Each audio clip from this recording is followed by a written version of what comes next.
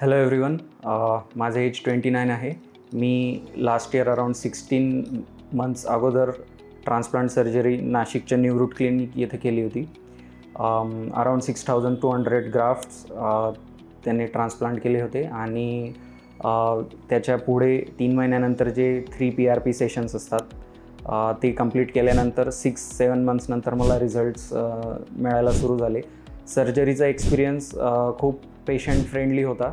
जी pen असतं सर्जरीमध्ये involved, so तो बऱ्यापैकी कमी होता आणि त्यांचं स्किल सेट खूप चांगलं होतं. सो पेन असं काही जाणवला नाही सर्जरीच्या वेळेस. जेव्हा रिझल्ट्स यायला सुरुवात झाली तर बऱ्यापैकी माझे फॅमिली फ्रेंड्स यांचा रिस्पॉन्स खूप चांगला होता.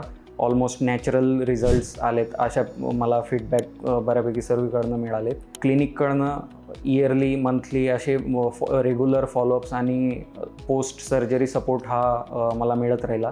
आणि जेव्हा मी वर्षभरानंतर कन्सल्टन्सीसाठी आलो तेव्हाही त्यांनी आता पुढे मेंटेनन्ससाठी काय गोष्टी आवश्यक आहेत त्या तशा सजेस्ट केल्या. सो ओव्हरऑल एक्सपिरियन्स माझा सॅटिस्फॅक्टरी राहिला.